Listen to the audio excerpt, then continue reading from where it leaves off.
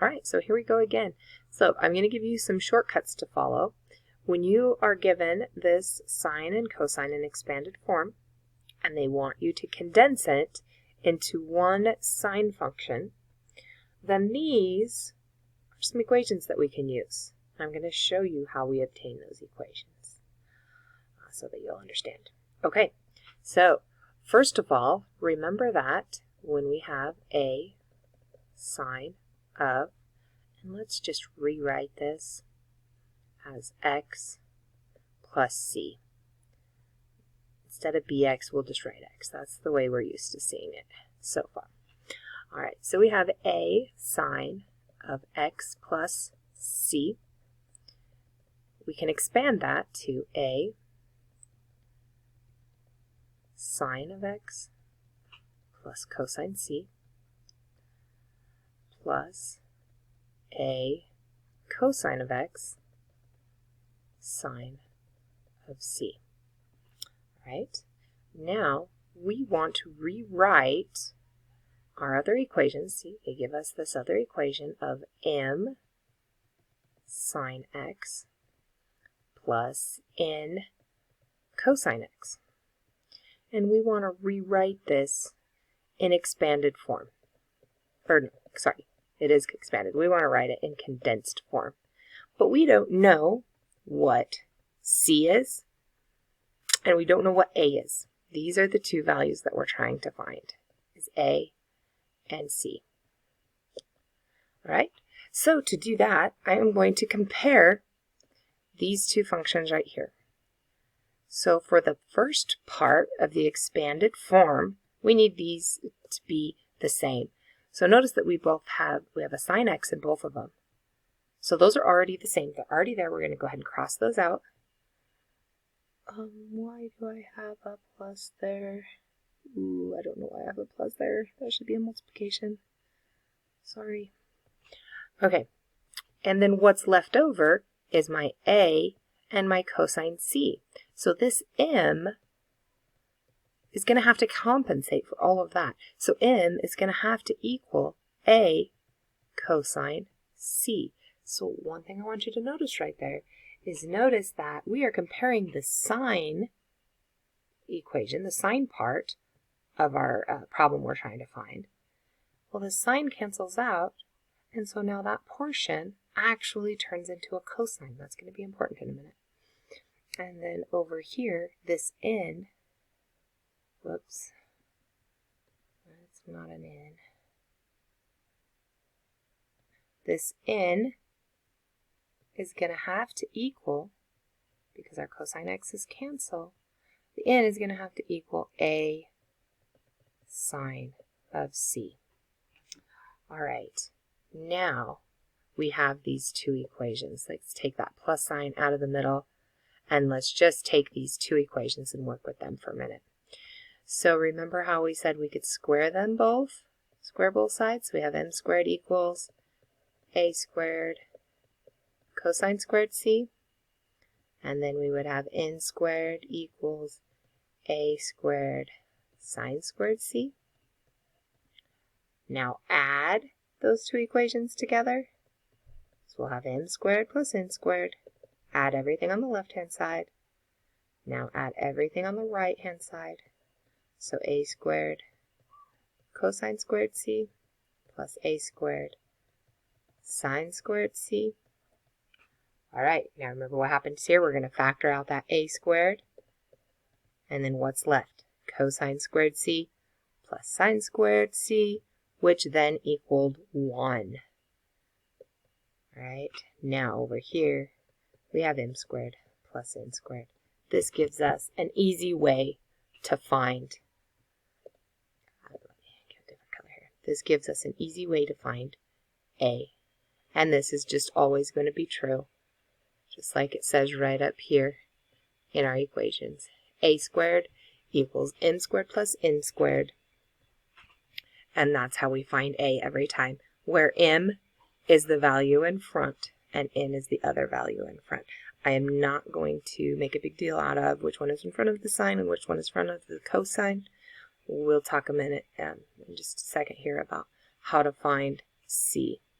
All right, but that's how we find A, and then that's going to be your first step, is to find that A value. All right, I'm going to pause for a minute, and then we'll be right back. Okay, so I erased what we did have, and we're going back to what we had up here. All right, so here's our expanded version of A sine of x plus c. And then on the right-hand side, that's all expanded like we had before. And then underneath, I just wrote, this is the type of equation that we're going to have. So this is going to be what we are trying to, there we go.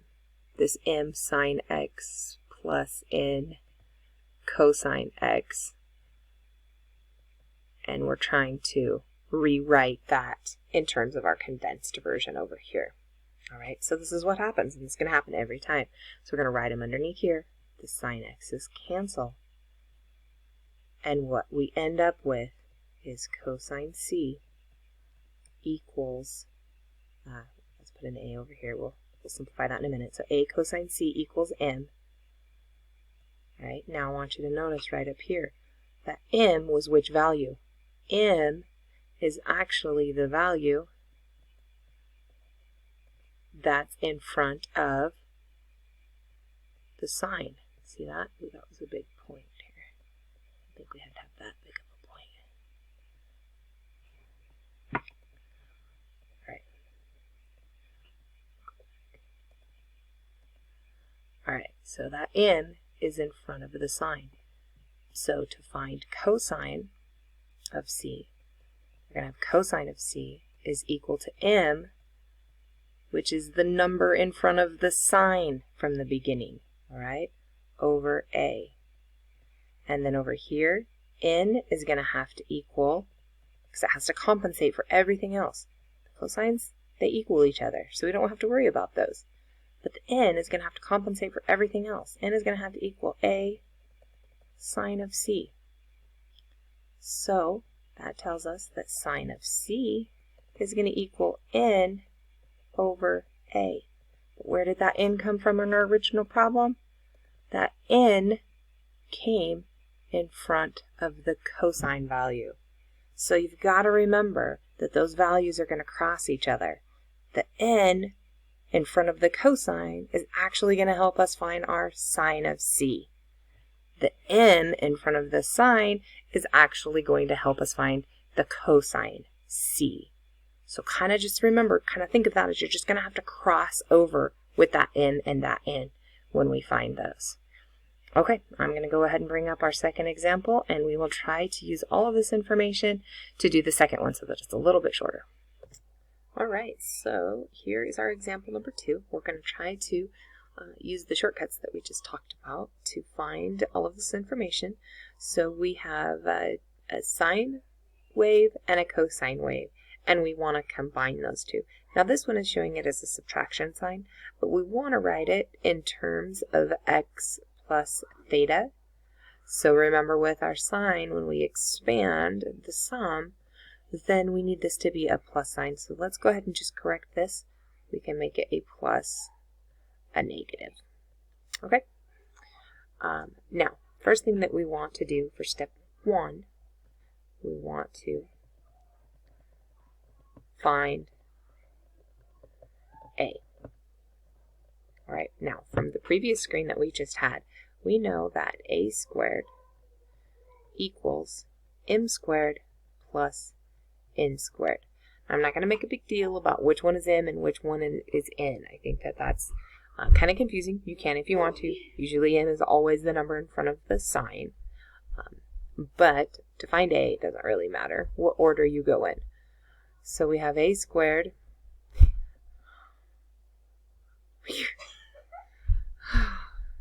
All right. We have a squared equals negative 4 squared plus negative 2 squared. Now, obviously the negatives aren't going to really matter here because we're squaring both of them, but just so that you don't get confused, m is negative 4 and n is negative 2, or those are the two numbers that we want to use. So a squared is going to equal 16 plus 4, and then when we solve for a, we will get the square root of 20 is equal to a. Okay, now, next part, we need to find out what the cosine of theta equals and what the sine of theta equals. Right, so also make sure you realize that this cosine theta is not the same as the cosine x. These x and this theta are two totally separate things. So don't think that we're just using these same exact values up here. This down here is something totally different. So we have the cosine of theta is equal to, well, what we're going to do is we're going to take the number in front of the sine x. So the number in front of the sine x is going to be what we use to find the cosine theta. All right, so we're going to kind of cross those. So negative 4 over the square root of 20. And then to find our sine theta, we're going to take the negative 2, or the number in front of the cosine, and use that to find our sine theta. So we have negative 2 over the square root of 20. Now in the worked out examples that I've done for the homework assignment, you'll see that I've done this a couple of ways. A couple of times I've written out the complete expanded version and showed how we find this cosine theta and this sine theta. So you can use whatever methods you want to. If you're really good at making all these shortcuts and understand this, go ahead and just use this. If not, then go back and use the expanded form until you figure out where all of this information is coming from. Alright, so we have a equals square root of 20. Let me highlight that because that is one of our answers. So don't lose that. That's an important one. And then now we have cosine theta equals negative 4 over square root of 20 and sine theta equals negative 2 over square root of 20. So what do we notice there? We notice they are both negative. So if they are both negative, our answer is going to have to be in quadrant 3 because both our cosines represent our x values and sines represent our y values. So both of this answer is going to have to be in quadrant 3. Also very, very, very important is this up here. I've already got it highlighted in green. We'll highlight a little more. We need our answer to be between negative pi and pi. That is going to be very, very important. Okay? And this is something that we really haven't done. We've done answers from negative pi over 2 to pi over 2. We really haven't gone to that negative pi or had to find a negative angle in quadrant 3. Alright, so this one is a little bit different, and I chose this one for that very reason. Ooh, and I only got 3 minutes left, so we better hurry.